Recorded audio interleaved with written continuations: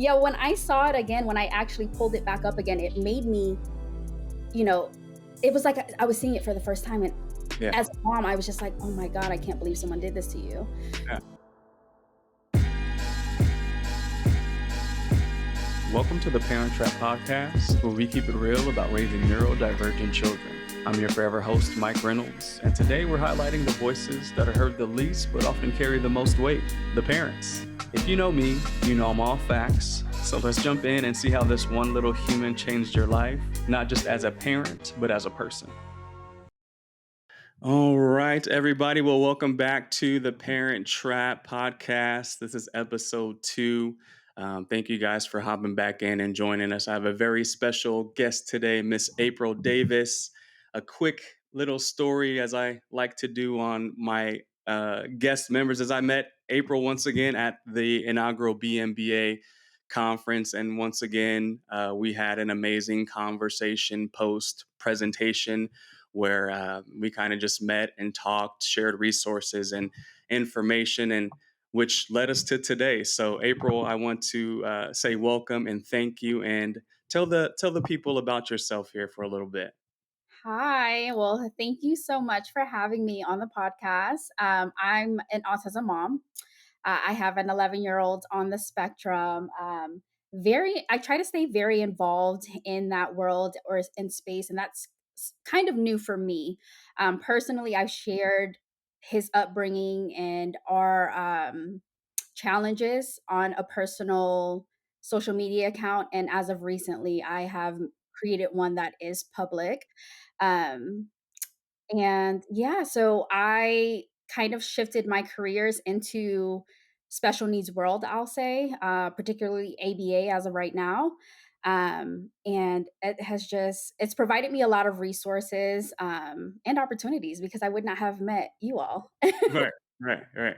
Oh, yeah, so that's kind of a little bit about me. I had nothing professionally to do with special needs world or ABA. And then I fell into it as of 1 year last month. So here I am. Yeah, and I think that's the cool thing. And when I was first actually made aware of you was through the Beyond the Science podcast, where you were a guest and you told me, or you told the world, obviously, your story and where you started, where you're at, and just what you've been through. And I found it kind of illuminating that your story is not the typical parent in ABA for 3, 5, 7 years. My son did great. He excelled and we graduated services.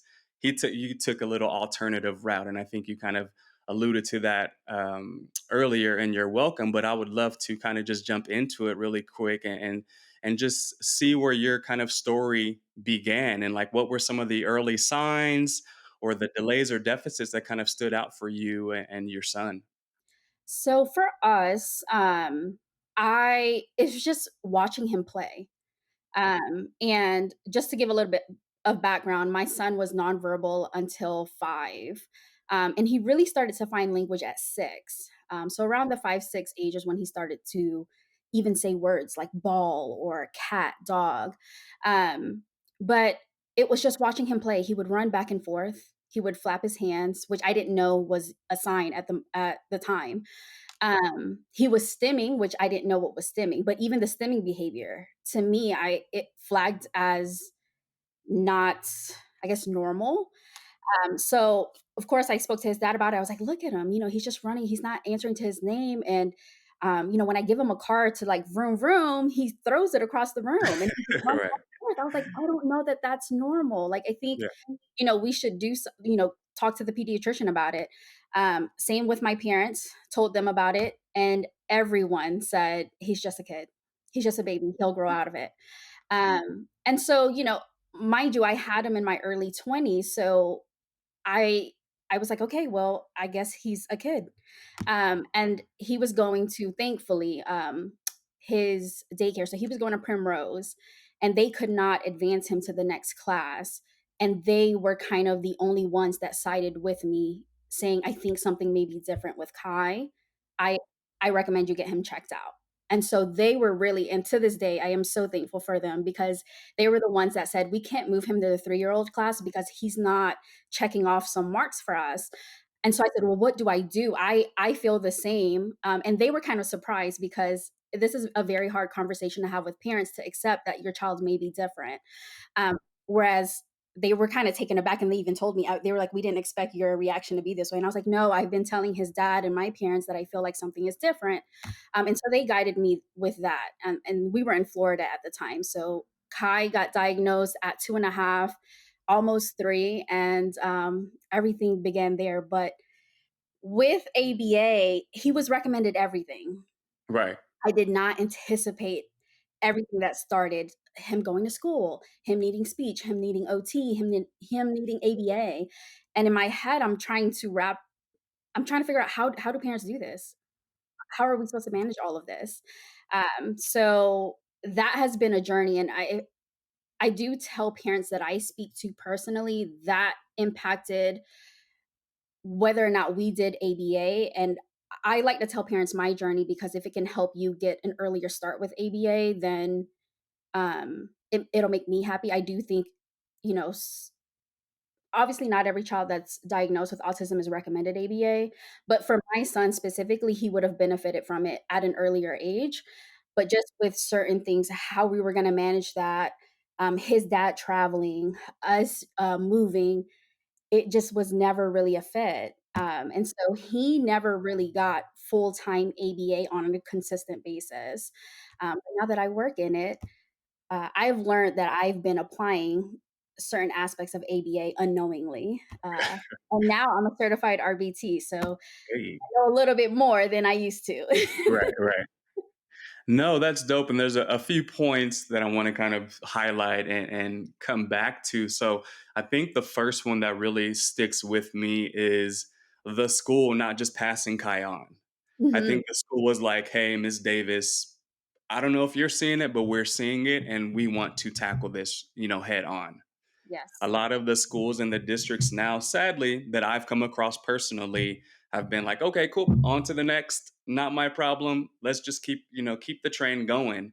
And I'm like, and when I get, I'm like, how did he get from third to seventh grade or from this, mild to moderate to, mainstream without anybody picking up, these cues or these signs? And Mhm. so I'm glad that I think you said Primrose was so kind of aware and cognizant and let you know, like, hey, Miss Davis, let's figure this out together. Right. Mhm. And I think they did you a favor and a benefit because you had that in the back of your mind as well, too. Like you mentioned, I talked to his dad, I talked to my family. Everyone was like, let a kid be a kid, but you're like, to a certain degree. And I think that was clarification and something that you needed to be like, okay, cool, let me get a professional referral or reference and just see what's going on. Yes. And I feel like that's so relatable, no matter what stage you are in getting a diagnosis, as far as in the parent. I was very young, and I like to be very open about that because you don't know. Who do I speak to parents now and they have different, their child has a different learning disability, but they don't know. They're like, where do I go for this? So if they ever call us, we're specifically autism, but they'll ask, "Well, my child isn't on the spectrum. They've been tested, but I don't know where to go for this specific learning." And I give them the advice that just personal experience, and I tell them like, "Hey, dad, I would speak to the pediatrician about it, see if they have any resources. If not, maybe the school, Mhm, um, because that's where I would start." A lot of times you don't know where to start when you're going through this, or you're going through just having to get your child tested for being different. mhm. And that takes me to that next thing of that actual diagnosis. Obviously, at being such a young age, I know right now, even for me at 37 and having my first kid, I'm like, I don't know how people, I don't know how y'all did it in your 20s. Some teenage parents. I'm like, bro, this is hard work. Like, I traveled the world and waited a little bit longer to have kids, but some of my friends and buddies had kids at 22, 23. I'm just like, I couldn't do it. But Mhm. shifting back to kind of your story and you being a young mother, what was kind of the initial reaction to Kai's diagnosis and kind of how did that shift your parenting or understanding or just everything once you got that diagnosis? I think, it maybe helped that I was naive to things. I was never the parent that was ashamed. more so overwhelmed. And how is this going to work? I've never seen, a family member balance everything that I'm having to balance or do all the things that I'm having to do. So I didn't have anyone to kind of lean on or help guides me in this way. Um, but there was a moment of, just grieving it, not seeing the difference. I mean, with him not being verbal, it was I in my head, I'm thinking later on, okay, it's been years, he's still not talking, he's on the spectrum, we're still learning what this means. Do I need to learn sign language? How do I teach him that if he's not, there's all these things. And then, also speaking on his dad part, I seen it in him. I think with his dad, it took a bit more to process. At doctor's appointments, he would always look down. And these are just things that I noticed. But me and his dad are both, we're very prideful, and we are also, we sit in our masculine energy a lot where we think we can handle everything and we don't ask for help. And Oh, so okay. just me noticing those nonverbal cues on him, looking down and just taking time to process, I could tell it bothered him a lot. So that was me in the doctor's office, making sure I spoke up or asked additional questions because dad needed more time to process. And then even, with my family, there were, there are comments where they'd say, "Oh, he's gonna grow out of it," or "We're gonna fix this," and then, he doesn't have a fever. This Yeah, yeah. not something that we're gonna cure, and, so Right, I yeah, think we need to learn to work with what we have or right. learn more to support him, but, Mhm. um, everyone in the family was so confused. They didn't know what autism was, Mhm. how we were gonna move forward, and we have just all been learning along the way. Yeah. Yeah, no, with the family, right? Like, I love the optimism. I love the, he's gonna get over it. Like, I love it, but it doesn't work like that. And so, were there like stages as obviously you've gained knowledge and information on the topic? How have you kind of spread that to the family, or yeah, I'm sorry, your family, whether it's with visibility, exposure, just bringing your son around more often, letting your cousins and aunts and uncles and everybody know, like, okay, he does this. This is what we're working on. I know you mentioned he was had delays in his speech, so are Mhm. you kind of holding your family members to that kind of expectation? Like, okay, we're working on his speech. We're not going to reinforce it only if he says blah blah blah. Or like, how did you kind of mesh all that together? So we have had a unique case as a family. His dad's job has always caused us to travel. So we have, since Kai has been born, we have never lived in a city with family. So it has always been parents and the village that we have created where we are. But we have kept them updated. Like his grandparents are fully aware. My cousins, which are like his aunties, and then uncles, they're fully aware and they know that because some of them have asked, to take him to like Six Flags and stuff. And Right. I'm like, well, I don't think you're prepared for this. Like, I'm gonna need some weekends with us before I'll let you take him because you're gonna have to Right. advocate for him. Right. So we really do it through social media. So that's kind of, and you may have seen some of mine where I'm like posting blocks of messages to kind of explain what's going on. But we have kept up in that way. I mean, even Kai becoming verbal, that was really my dad. And, these are grandparents that see him once a month, maybe, there's a month will go by before they see Kai. Really just depends, when they're able to travel. But my dad never gave up on his speech. And I am again, another thing in our journey that I'm so thankful for. Every time he would see Kai, whether it's Christmas, Thanksgiving, he would try to get him to talk. He would count 1 through 5. He would say the letters. He would say, "My name is Kai," and kept doing it because Kai's first words were numbers. And Oh. it was my dad that realized it. He just kept trying. At this point, he was 5. I had given up. I said, "I need to sign up for a sign language class. He's not going to talk." Mm-hmm. Um, and when he said 1 through 5 for the first time, I was just like, oh my gosh," that was just another step. And we have had moments like that as he's gotten older, which I feel like is very hopeful. Mm-hmm. Not just for me, but for any parent that might have a nonverbal 3 or 4-year old. Right. Sometimes you think that, well, that's the end. They're not going to talk. Yeah. Yeah. But And that brings up another great point. And what I've learned throughout this process is one time I'd work with a supervisor in ABA, and her sons were on the spectrum, and we were finishing up like a clinical meeting, and we were talking about the grief cycle. And mhm, so she was like, "Mike, like grief doesn't stop." And I was like, "What do you like? You don't get over it? Like you don't keep going?" Like I wasn't a parent at that time. It was probably 5 or 6 years ago. But she was like, "No, the cycle continues. Whether it's acceptance or denial, or I can't remember the other five that mhm. I've researched, but at that time it was kind of jarring to me, and I was like, oh, like I need to change my approach when I do speak and work with parents. And so I know you mentioned just right now you kind of just gave up, or there's these moments where you're like, okay, he's just not going to talk, or let me try ASL, or different form of communication. How did you, or how are you, I guess, getting through those moments where it's just like I'm giving up. I don't know what to do. Like what are some things that you do to kind of just keep you going and motivated, whether it's day to day or month to month? It's, um, it's his progress. When I really think about that, I think about this one parent. She's not an autism influencer, or like an autism parent influencer. Uh, I knew her through a friend, but she had a son that was on the spectrum, and she had shared little bits and pieces of her experience.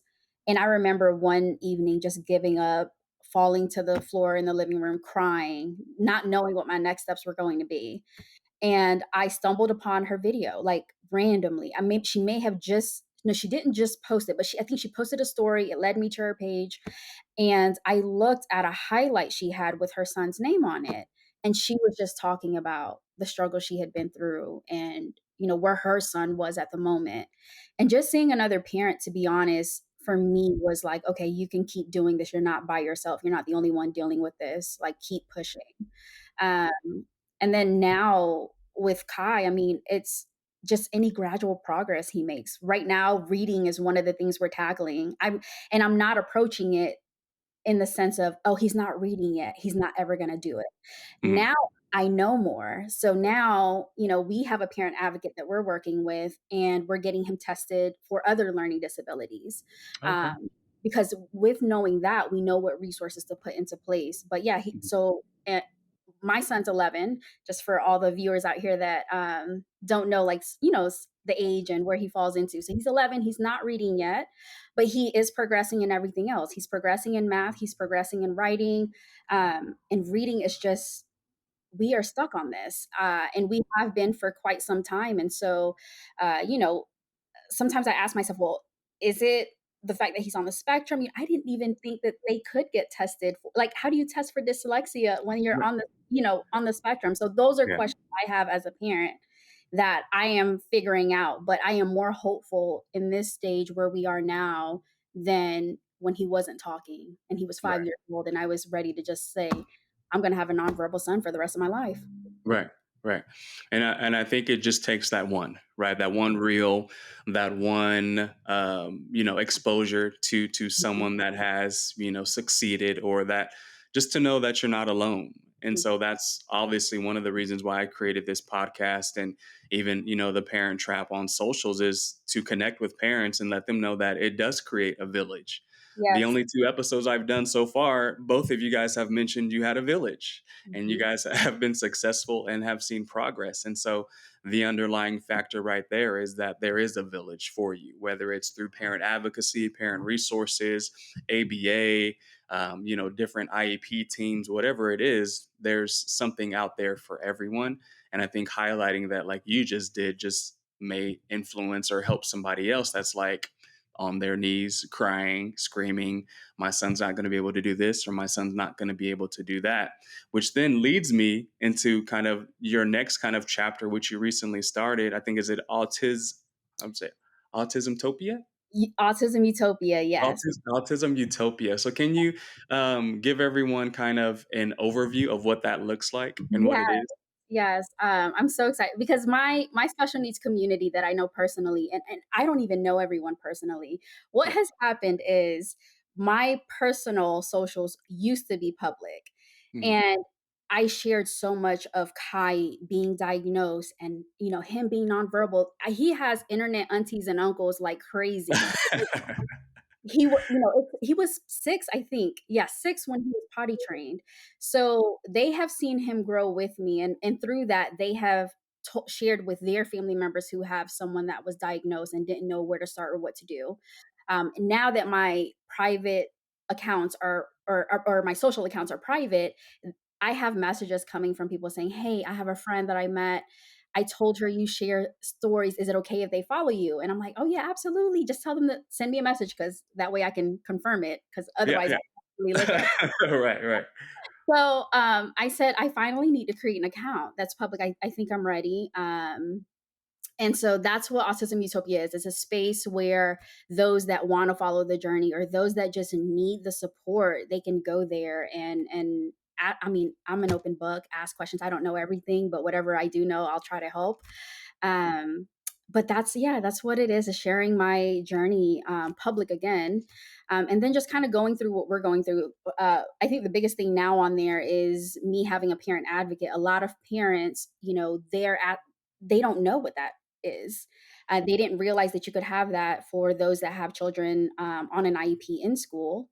And then I had a parent who recently reached out. Their kiddo is an ABA, but I think is graduating soon. And so they were kind of asking me, I don't even know what next steps are and what do I do? And so I kind of just told them our journey, where I would start with the board or with the specific special ed program for that district. But then I did say, hey, I would also see if you can consult with a parent advocate. A lot of them will do like a free consultation.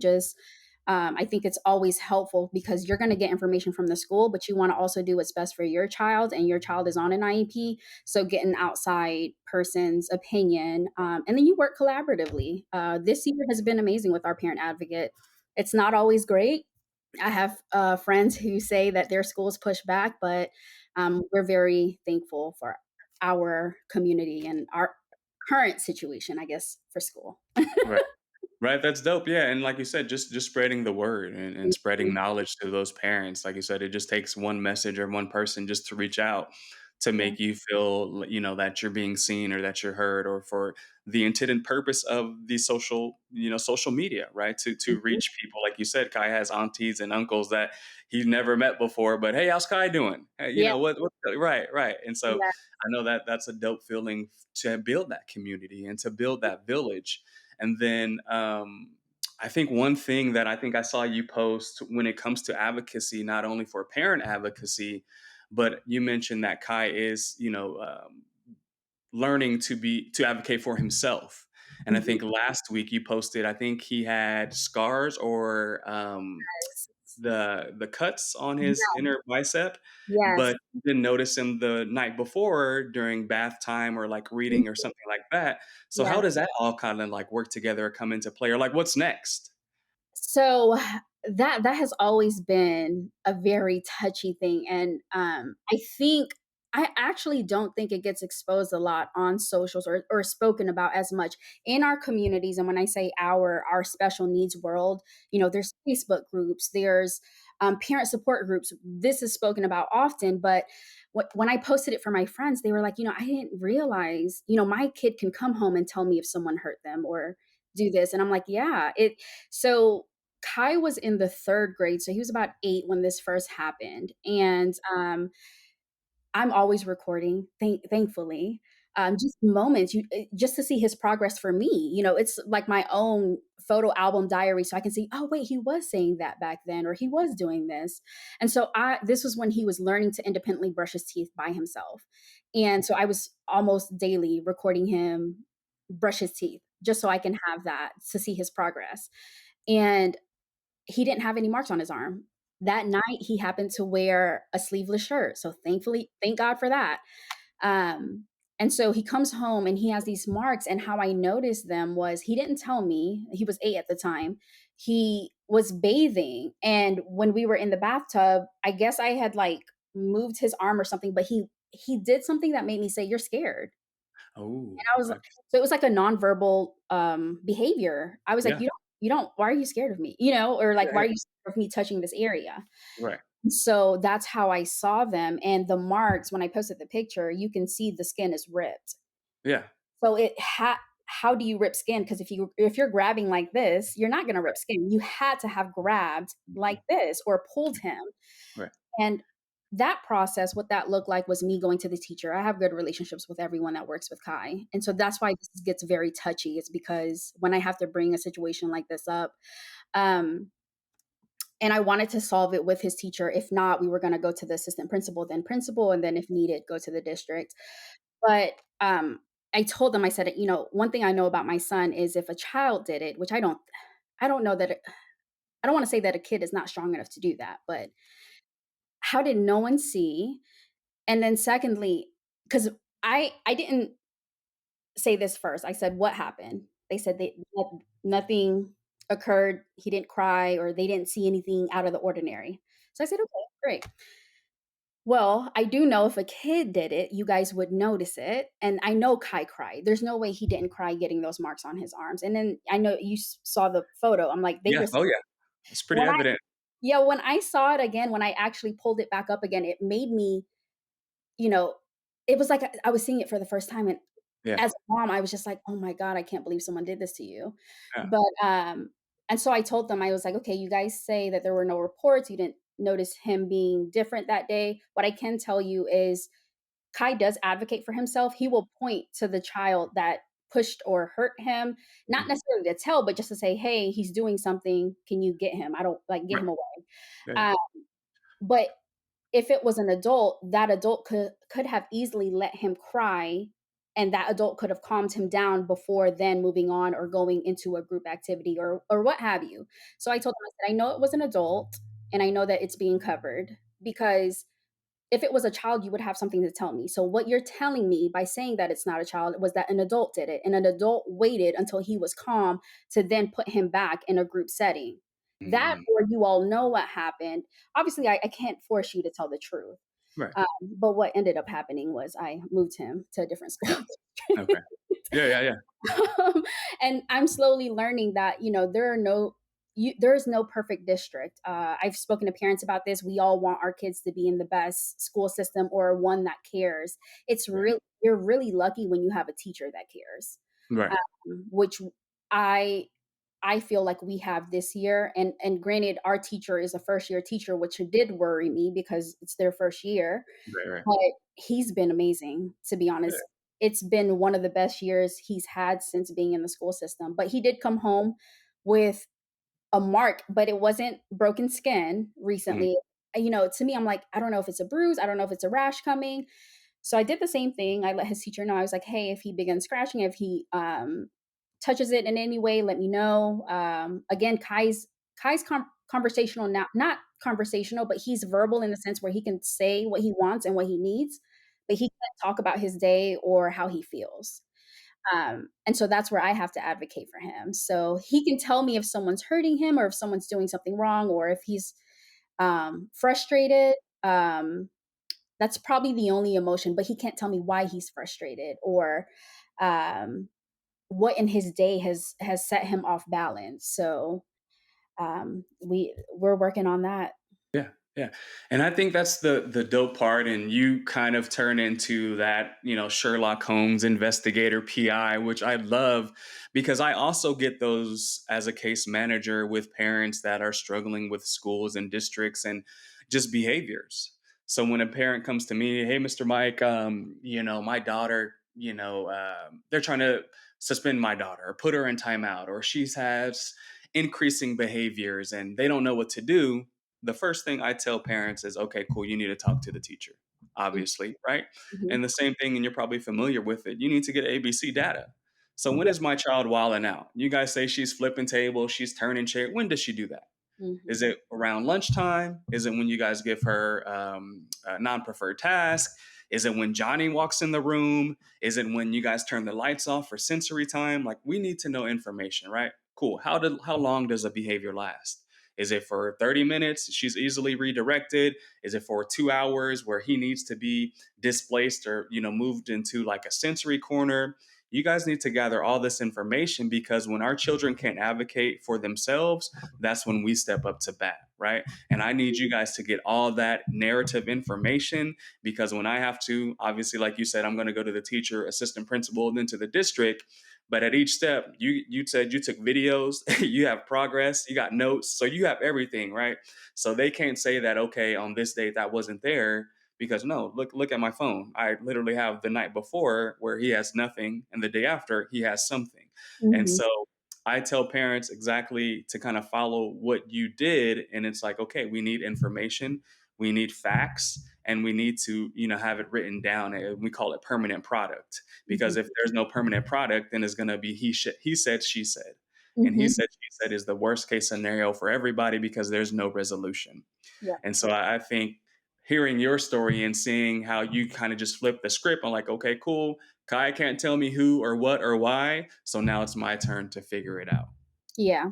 Yeah, and this is something I'll say, those those of us who have kiddos on the spectrum and are nonverbal that we have had to deal with.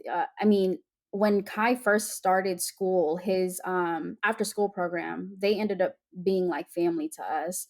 I mean, even to this day, we still keep up, although he's no longer at that school. But there was a moment where the director called me crying to let me know that Kai was left behind outside, and they didn't realize it until they heard the knock on the door. Thankfully, it's enclosed. The playground is enclosed, so there's a gate.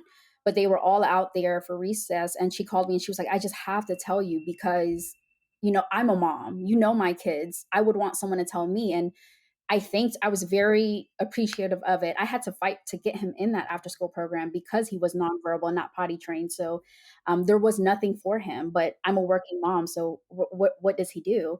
Um, and I think as parents, you just have to. No one's perfect, and I this is what I tell my friends now, even with neurotypical kids. No one's perfect. Everyone's just trying to care for whoever it is they're trying to care for. Right. You just have to decide when you go in those situations what to do. If you have a good relationship with that person, try to figure it out. No one's perfect. We Right. make mistakes as parents. So um who's to say their caregiver is not going to make a mistake? So Right. I was very happy that she was honest because she didn't have to tell me. I would have never known. Kai would Right. not tell me that. Right. But yeah, we've been very, I will say, blessed that nothing major has ever happened, because it is a worry. You have an Yeah. autistic nonverbal child that Right.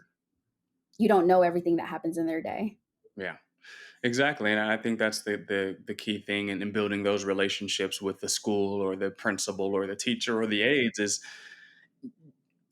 you hope to have someone in your corner like that, right? Like we can say, I trust the teacher, I trust the aide. We know we don't know these people, we never really know, but I want to create some type of relationship, whether it's, I stop by once a month or I give them a call, or I know some schools have like class dojo where parents will like text or talk to the teachers and stuff like that.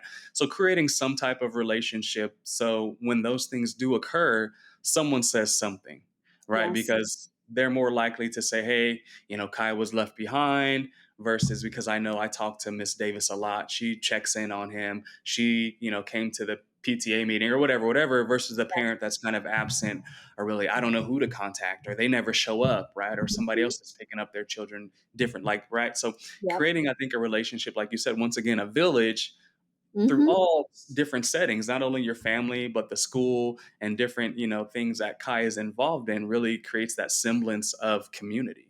Yeah. Absolutely. I mean, even with we're talking about sharing on socials and Yeah. how Autism Utopia came about. It made me think about, with you saying that, I actually had a follower message me because they recognized Kai at his previous Oh, school. dope. And they were like, "I'm not trying to be creepy, but I think your son goes to the school that I was placed at." Uh, And they said, Does he go to this school?" And I was like, "Oh my gosh, yes." And thankfully we had mutual friends, this yeah, follower. Otherwise I probably would have been like, "Oh, I don't know." But in creepy. Yeah, my head, I was like, "Well, great. You're another set of eyes." right, And no one knows, but at his schools, because I'm so involved in PTA, in the local school council, in whatever I can be involved in, I do meet other gen ed teachers. And so In previous years, they have always been another set of eyes. Yeah. That's dope. That's dope. And then, so now I want to pivot really quickly. Mhm, And obviously, I'm entrenched in ABA. I've been in it for 12 years. And you noticed, or you mentioned that ABA just didn't fit. As you mhm. mentioned, you're a working mom, you have different things that you have to do, different things you have to juggle. So, can you explain how long you were in ABA and then kind of what just happened after that, or where you guys are right now, and just show that kind of alternative to families that think like ABA is the only answer when in actuality it's really not. Yeah, so we did probably a month, and it was in-home. We liked it because we saw we being me and his dad, we saw things that he was doing that he like sitting on the floor and working with whatever she was bringing. Yeah. We couldn't get him to focus like that. So we're like, okay. But he was crying a lot when they would have their session. So that was concerning only because this is 2017, 16, and ABA just didn't really have a good representation of the therapy. So we were like, "Oh, this is why, some parents are saying this or some parents are saying that about it." But we would have continued on. It was just his dad and I were both working. We didn't know how to fit this into our schedule. We also moved a lot. And then whenever his dad wasn't in town for work, it was just me trying to manage it all. And now so that's probably all that Kai has been in formal ABA. Okay. Um, I have just done my own research and what should I do if I'm trying to get him to learn how to brush his teeth? Like I was fading prompts and didn't even know I was actually like didn't know there was actually a term for it. I Yeah. was just Yeah. I'm gonna do this, we're gonna do hand over hand, and then I'm just gonna let him go and just kind of just show him. Mhm. And then we're just gonna fade into just telling him what to do. Um, and so when I got certified as an RBT, I was like, oh my gosh, I was actually doing this and didn't know what the term was. Um, and so now that's just kind of how we have it. Kai still does speech and OT. He does them both in school and private. We have a full schedule. He also does track, soccer, and swim. Um, so could he benefit from some ABA? Yes, but not enough to pull him out of school. Not in that type of setting. So at home ABA, sure. We just I would hate to add another thing to his schedule and not be able to be here for it. He's so full. So I'm very thankful that I've gotten the experience with being an RBT and able to. I mean, I'm not a BCBA. I can't create a program for him, You but can. Hearing you, I know you can. You probably have already done one. We just you just haven't done. Yeah. I think with what I have learned, everything happens for a reason. I didn't go into like speech therapy or OT. I happened to do ABA, and that's the one therapy that he has not done consistently, but we Mhm. have obviously been doing it at home and just unknowingly. Right. Right. But yeah, so that's just kind of, I look at resources. I didn't even know it was ABA resources at the time, how to teach him how to brush his teeth, how to shower on his own. He was always wait the showering, and we're not perfect with this Right. because he will stay in the shower for 20, 30 minutes if we let Uh, him. But it took a lot for him to just go in there and just start. He would always wait for a prompt. And it wasn't, we'd have to go in and say, go ahead, or turn your water on.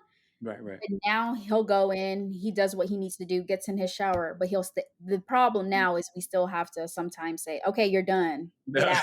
Right. Enough. Right. Yeah. Right. That's amazing, and I love that story because I think we get so caught up sometimes, and I've worked for companies that are super adamant on like this family 30 hours minimum. I'm like, mom can't do it. They're like, well, that's what the book says, that's what academia says, and this is what we kind of abide by. And I'm like, well, the family does soccer, they do track, they do swimming, they have PT, they have OT, and my recommendation is always to do what is best for the family, right? I think I'm good enough as a BCBA to work with whatever the family gives me. So if you were like, hey, Mr. Mike, let's do 8 hours, cool. I'm gonna give you 8 because that's what we agreed upon. I'm not going to give you 30 because the book says this or academia says this or because that was what the referral was for. I'm going to do what you can actually are capable of.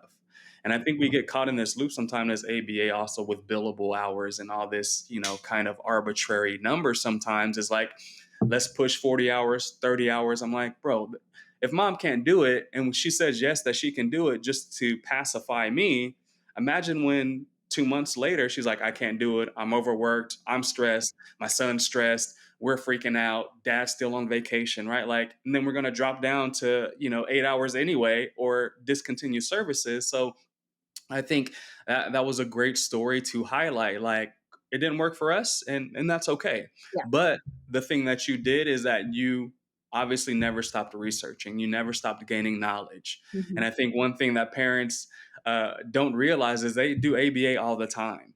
Mm. I wrote in my book that I created is that my mom did ABA back there. Hey, Gary, bingo. My mom did ABA back in the early '90s, right, where she would say, eat your vegetables first, and then you can have ice cream. Like Yeah. that's ABA, right? Mhm. Or tolerating denial, or doing different things like that. Like parents are naturally doing these things, they just don't have a name for it, or they haven't seen us, do it in action. But like you said, when you saw ABA do it, you're like, hey, I do that already. Like, Mhm. that makes sense. And so ABA is always a life hack. And I think it's for us as clinicians to highlight that for parents, whether it's, the big moments or even the little moments where, hey, Kai's now putting the toothpaste on his toothbrush. He didn't Mm. do that 2 weeks ago, right? You're like, Yeah. oh, looking at your videos, like he really didn't do that. Yep. Now he's doing it, right? And so I think that's the dope part where ABA might not fit for you, or it didn't fit for you at the moment, but you continued your own kind of personal advocacy and research and knowledge because obviously I want to get Kai to a level of independence, right? I don't want to, be in the shower with him until he's a teenager. Like, no, you scrub and dry yourself off and do what you come get me when I'm done, when you're Yes. done. Those are the things that I think about, now that he's getting older, he's still such a loving kid. He loves to give hugs and kisses. But as he's gotten older, he's 11 now. I wanted to make sure he understood you can't. What happened was I was going to his school and I was seeing him love on his director, his after school program director, which I love that they had that relationship. But I was like, okay, but do you understand that if you try to kiss a female classmate or give her a smooch on the cheek, that if she says no, one, Right. you shouldn't do that without asking. But Mhm. and so 2 years ago, we started this thing where I would like give him a kiss and I would Yeah. always point to the cheek. So one, make sure he was only kissing on the cheek. And if anyone was like, give me a kiss on the mouth, like no. But then to also say he would start to give me kisses on the cheek and I would say, no, thanks, because I wanted him as he's getting older to understand if someone says no, you have to respect that. Mhm. And he's not conversational, but that's how I am choosing to teach him Yeah. so that I'm looking out for when he is older, Mhm. and these are things that I told his grandparents. Like my mom was so scared when I taught him how to start doing things in the kitchen for himself. But I'm like, it's not going to be cute at 15, 16, 13 years old. And he doesn't know how to make his own meal. Like Church. something just as basic as a microwavable dish Yeah. or leftovers that he can just heat up. Mm. And so, it takes saying those things for them to understand why we are so hard on them. Like even taking off his seatbelt. She was like, "Why did you teach him that? He might do that, when the car is going." I was like, "Kai has never done that. He always." So that's not, and I'm not gonna not teach my son something in fear of I won't be able to control him or to, Right. know, That I'm that worst case scenario. Yeah. yeah. Yeah. Yeah. Mhm. And So, that and man, and once again, I love that you said that because that's literally my goal of ABA. Like obviously, I tell parents I don't want to be there forever. They know I'm here 3 to 5 years and we're out. Like I want to teach you as much as I can, give you as much information. I'm not holding your hand for 10, 12 years, whatever it may be, right? And those little things, like you mentioned, right? Like cuddling and doing mhm, all this stuff, like it's cute for now, mhm, but when your son's 18 and he tries to cuddle or hug someone, like you said, that can turn into a law issue, right? That can turn into the police getting involved, right? And that can be a whole nother topic that we can get into at another point. But it's like parents have to put their foot down, and I love that you did it. Like, hey, grandma or your mom and dad, like, hey, no, I don't want, yeah, it's going to be tough for a month or 2 months to teach this skill, but this is a skill that's going to he can carry on with him for life. Yeah. It's not anything that's going to be like just a quick hitter. Like, no, I want my son to be independent when he goes to college, when he gets his own job, when he gets married and maybe has his own family, whatever, Kai chooses to do. I want him to know how to make his own meals. And so Mhm. I'm starting right now instead of waiting till he's 17 or 18, because if he's 11 right now, that's 7 years that Yes. we have to maybe even backtrack on, like, no, he's capable. If as long as they're physically capable of doing it, I'm like, let's Exactly. target it. Yep. Let's do it right now, because that time wasted is just going to keep that behavior going until we have to backtrack and say, okay, I know mom's been making your hot pockets, now it's your time to do it. And like, mom, you've been doing it for 6 years, why are you changing up right now? So Yes, yes. that. That's something I feel like a lot of parents, I see it all the time, and the parents that I do know that have kids on the spectrum, they've never thought that their child is capable. They can't feed themselves right now, so they just always do it. I'm like, no, but you should still encourage it. Even one of my best friends, her daughter's 1, just turned 1, and what was she doing? Oh, a toy. The daughter got frustrated because the toy wasn't going. I said, let her figure it out. Give her a Look, little bit more. I yeah, mean, I know she's only 1, but you don't have to be there for her beck and call every single time. She was trying to figure it out. She's crying because she's frustrated because the toy's not going in. But if you give her an extra second, she may be able to figure it out. But if you keep doing it for her, she'll stop and she'll just hang the toy. literally. So, and yeah, I'm always talking to her about ABA now. I'm always like, "Oh, yeah, that function is for attention. And Yeah. that's what she's doing," or, Correct. Yeah, yeah. No, that's amazing, and I think it is those little things where, and I'm great at this. I guess tooting my own horn, but I put parents in that situation. They're like, Mhm, "Oh, my son doesn't know how to brush his teeth." Okay, I'm here with you. Let's go see. I don't want you to do anything, and let's see what happens. And then their son does it, or does a step that they said he couldn't do, because the parents are always like, "Oh, let me get it for you, baby. I got you." And I'm like, okay, do you want him to be independent, or you want to, to be prompt dependent the rest of his life? So let's see. Just step back, take a second, like you said with your friend's daughter. Hey, take 10 seconds and just relax. yeah. Right? They're going to get frustrated, but they're going to figure it out. And I Mhm, know, especially with my 11-month-old right now, he's going through that phase. He's walking. I guess he walks pretty well for an 11-month-old. So he's figuring out like how to go on, like, we have like a little drop down from our front door, mhm. and so he's like, do I put my foot out there? And he's reaching for me, and he's like reaching for the wall. And I'm like, dude, figure it out. If you want to crawl down, cool. Dad's not going to help you. I'm going to keep you safe. Obviously, I'm not going to let you bust your head. But figure out how your feet work. Figure out your Mhm. balance. Hold the wall if you need to, right? And so I'm going to put him in those situations to succeed, because that's only going to be beneficial for him in the future. If I Yeah. hold his hand or carry him over the steps every single time, he's not going to learn, okay, put left foot down, right foot plant, or, steady myself on the wall, whatever it may be. So I love it. And that you explain it to everybody, and you even put Kai in those situations, like, all right, Kai, let's figure it out. I'm here. Mhm. We got all day. Like, let's see where we're at. Yes. Yeah, and I think that's a good exercise for parents to do, especially if you can't access ABA. I mean, really, when Kai started to show some communication in the kitchen was the biggest thing, because he would always be he would cry or he'd whine because he wanted something, couldn't communicate it, Mhm. and no. So once he even said the number 1, I was like, "All right, it's time for you to communicate what you want." Because the way you get so angry because you don't get what you want, but you also can't communicate it. Uh, Mhm. and so it was, him trying. I was like, okay, this is what you want. This is what you do. And then me reciprocating that whenever he did it, I gave it to him. Yeah.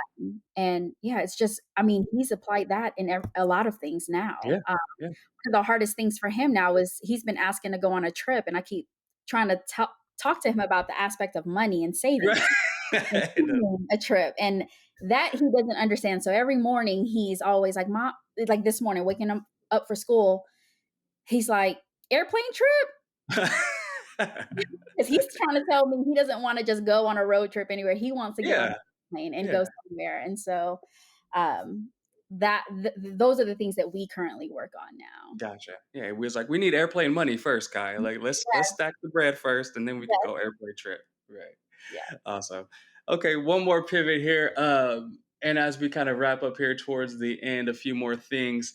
What have you learned about yourself throughout kind of this whole process of just with Kai from start to present? Um, you know, I'd probably say grace and strength. I didn't realize how much you give, and then also, and this might be crazy to say, how easy it is.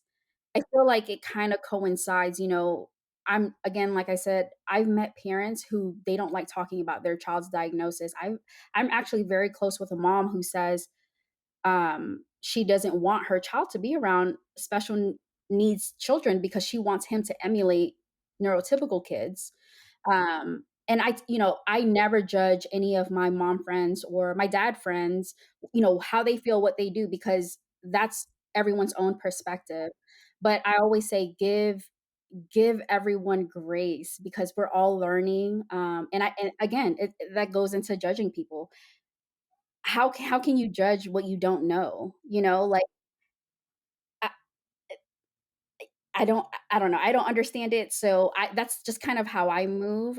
That's something that I've learned as I've dealt with his diagnosis is I'm not ashamed for it. And I guess it might be me just being naive. I don't know the comments people say about children that are special needs, or I don't care to really give it much attention. And also the strength. I didn't realize, back when he was diagnosed, there was a lot of crying, trying to figure out how I was going to get everything done. Um, and then just being afraid that if something didn't happen, it'd be too late. He's not talking yet. It's too late after 5. He's not ever going to learn. I'm learning that, if you just keep persevering, it'll eventually come. And if it doesn't, there'll be another way. You know, if Kai doesn't learn how to read at this point, because that's one thing that we're working on, we'll figure it out. We're going to figure something out. I don't know what that is. I don't have the answer to that, but we'll figure it out. And I would not have been this comfortable 5 years ago, 3 years ago. That has all come with time. So I think just grace and strength is something that has changed me through this entire journey. Yeah, I think that that's amazing to hear, and to hear you express and communicate is because, like you said, you shouldn't be quick to judge. We don't know anybody's situation, and the key thing is that we'll figure it out. I think that's life, right? Neurotypical, atypical, neurodivergent, what we'll figure it out, right? Like I think that's a life goal for every human is to figure out life, right? Whatever that means for that single person. And for Kaya, if reading doesn't come as quickly as we thought it would, okay, we got more time, right? Hey Kai, are you interested in music, or are you interested in swimming or other activities that he then we can maybe double back to reading here, next year or some other time. But I think prioritizing what's important at the time, and like you said, you're going to figure it out, whatever it is or whatever it may be, we'll figure it out together. And if we don't, it's just trial and error, and that's life. Life is full of trial and error. It worked this time, it didn't work this time. It didn't work another time. Okay, cool. We're going to try again some other time, and that's okay. So I think that grace and that strength goes a long way because it's a daily thing, right? A diagnosis isn't going anywhere. It's something that we have to work with, daily, and Kai has to work on daily to be the person that he wants to be and the person that you see him to be in the future as well too. So that's dope. I think that grace and strength for everybody, for every, like you said, mom or dad that's in that picture going through that same kind of journey. Yeah, absolutely. Dope, dope. All right. And then as we kind of wrap up here, I want to get into kind of that, which we kind of talked about the whole village and communication right now. But if you could give one piece of advice to parents that are maybe just starting their journey or struggling through the journey, what would it be? Like, what would you tell someone that's the first time they've come across, Miss Davis and heard about Kai and things like that? What's some advice that you would, kind of give them? Um, I talk to a lot of recently diagnosed parents a lot. I feel like the thing that I'm always telling them is don't apologize, and I don't expect you to know everything that's coming out of my mouth, because I feel like it's not said enough. You get a diagnosis. For every parent that I talk to that's recently diagnosed says, "Yeah, he was recently diagnosed, and they're giving me speech therapy. He needs to do occupational therapy, and he needs to do ABA, and I don't even know what's the difference. Can they just do it all at one time?" They are completely, it's not explained. So my advice to new parents is to take your time, even if you have to take time to do the research. Take your time. I do feel like early intervention is very important. Kai may not have done ABA, but he has been more consistent with speech and OT, thankfully. Um, and so his progress, I don't think would have been the same without that.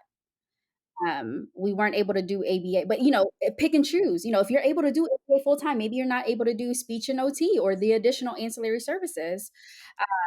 But yeah, that would be my biggest advice is to take your time. Don't apologize for not knowing something. Ask every question because there is no dumb question. I always want to tell parents that because that's how I felt. Uh, and then nowadays, I do tell parents this. I'm like, man, there are so many resources out here that did not exist when my son was diagnosed. So take advantage of that. Take advantage of parents being more open to share now that it's being more known. But I'm also realistic about it. Although there's more resources than there were when Kai was diagnosed, there's not enough Right. still. Mhm. And so you find parents now creating programs, creating nonprofits to Yeah. supplement what's not existing yet. Mhm. Yeah. Yeah. So yeah, Dope. Dope. All right. Yeah, and you have to volley that with misinformation as well too, right? So it's like just research all around. With research, you're going to find the good and you're going to find the bad, and then you're going to find that medium space. And yeah, whatever works for, like you said, that family, or if the ancillary services aren't appropriate at this time, okay, cool. You guys can come back to it maybe in a year or two mhm, years, but let's prioritize. Let's see how this fits for my family. Let's see how this fits for my son or my daughter as well too, and let's kind of tackle it head on based upon the research that we've done together. yes, So yep. dope. Well, Miss Davis, I appreciate you. Let the people know outside. Well, I think it is Autism Utopia. That's the social media. They can kind of Yeah. find you there. Can you? Is it's spelled regularly, right? I Mhm. think Yep. I tried to autism. make it easy. Easy. Okay, Autism Utopia on Instagram, TikTok. Yep. And TikTok. Facebook. And Facebook. Okay, there we go. Anything else for the people before we head out or bounce? No, if from provider to parent or whoever, or caregiver, supporter, hopefully this was very beneficial to learn. If you don't feel alone as a parent or caregiver in your journey because of this, then I'm happy because I'm always trying to pay it forward from the one video, one reel I saw that really Right. made me stand up again Yeah. because I was down bad crying. And that's it. It's like, and I always say, each one teach one. I Yeah. think right now, as a BCBA and trying to obviously get more black men in the field, which is a thing that I'm a proponent of and that I've joined, is each one teach one. So if I can teach one RBT that's in the minority or marginalized class to keep on going, to try and support their community a little bit more, whether it's through the Parent Trap podcast, social media, whatever it may be, hey, each one teach one, like you said. Just know that we're out here, we're doing our part, and trying to provide resources for the ones that matter the most. Yep. And that, I will end on this. I Oh, think this is amazing and this is something that has been needed. yeah, So, speaking of that for parents that aren't able to do ABA, like I have not read everything, but I've just been like skimming through yeah, yeah, since because I recently got the book last week.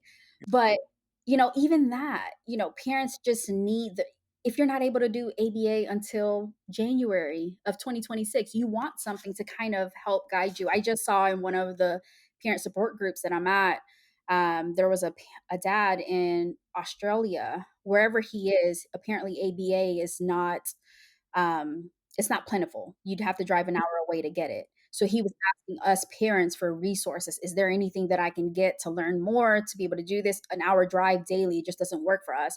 This is in an entirely different country. And so, you think about that. And even when I travel, there are usually like at the hotel or resort we're staying at, I've had people approach me and they're like, Is your son on the spectrum or is he autistic?"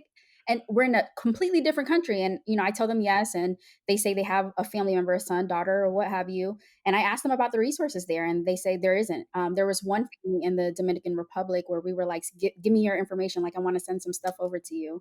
Yeah. Um, but yeah, other countries are dealing with the same thing, but they don't have as many resources. So, Right. Right. Yeah. And for obviously the audio people, that was my book, AHA, A Parent's Guide to Success in ABA. It's my updated version. You can get it on Amazon.com, or you can just hit me up and we can discuss and talk and kind of bounce ideas off of each other. But that's a resource that I made for the parents. It's a quick 40, 50 page little workbook. I think I read it in total. It took me like 28 minutes. So obviously, I know parents are working and they don't have time to kind of sit and read a novel.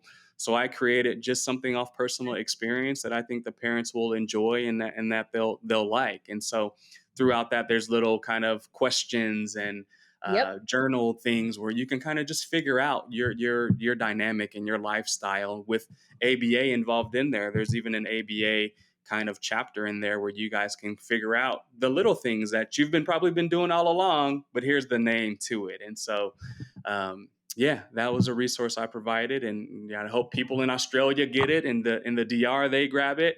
Mhm. Amazon.com, run it up for you boys, so we can spread the knowledge around the world essentially. So, well, Awesome. I appreciate you, Miss Davis. Thank you for your time. I see the sun has set where you are as well. So I do appreciate your time this evening. And I'm sure we'll connect here on future conferences and visits and stuff like that. Autism Utopia, tap in with Miss Davis, the Parent Trap LLC, tap in with me, and I'll see you guys next episode. Thank you. Of course. Bye bye. If you listened and this episode resonated with you, whether it made you laugh, cry, think a little bit harder, or just inhale a little bit deeper, know that this space is for you. So make sure to like, follow, subscribe to the Parent Trap LLC on Instagram, TikTok, and YouTube just to keep the conversation going. If interested in being a part of this podcast, hit me up on Instagram or send me an email at theparenttrap3@gmail.com. Until next time, take care of yourselves and keep showing up and being you.